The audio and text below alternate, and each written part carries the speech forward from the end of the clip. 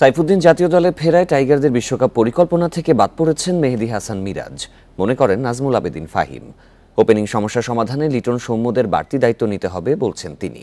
সেই সাথে জুনিয়র তামিম, পারভেজ ইমনদের দ্রুত মানিয়ে নেওয়ার তাগিদ ক্রিকেট কোচ ও বিশ্লেষকের। বিকাশে কম খরচে ক্যাশ আউটের লিমিট বেড়ে 50,000, প্রিয় এজেন্টও 2টা। জিম্বাবুয়ে সিরিজ আসন্ন, ব্যাক অব দ্য মাইন্ডে টি-20 বিশ্বকাপ টিম টাইগার্সের। এরই মধ্যে 17 সদস্যের বিশ্বকাপ ছায়া দলের প্রস্তুতি শুরু হয়েছে চট্টগ্রামে।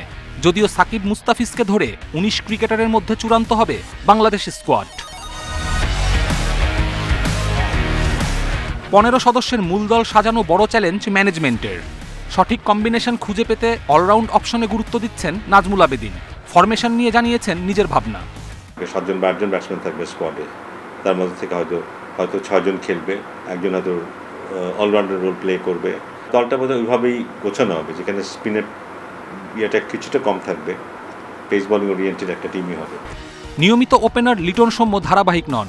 টি-20তে অভিষেক হয়নি জুনিয়র তামিমের, আর পারভেজ ইমন খেলেছেন মাত্র 3 ম্যাচ।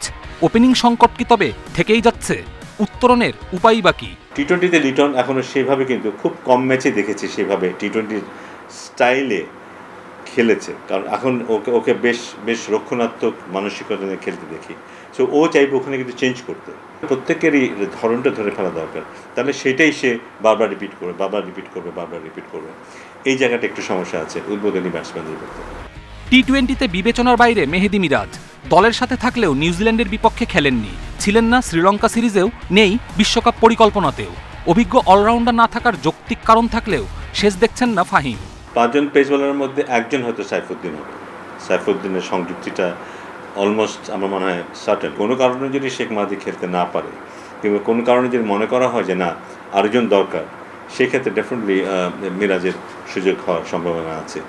25 মে পর্যন্ত বিশ্বকাপ স্কোয়াডে পরিবর্তনের সুযোগ থাকায় যুক্তরাষ্ট্র সিরিজেও ক্রিকেটারদের পারফরমেন্সে চোখ রাখবে ম্যানেজমেন্ট। কপিল পাল, ইন্ডিপেন্ডেন্ট নিউজ।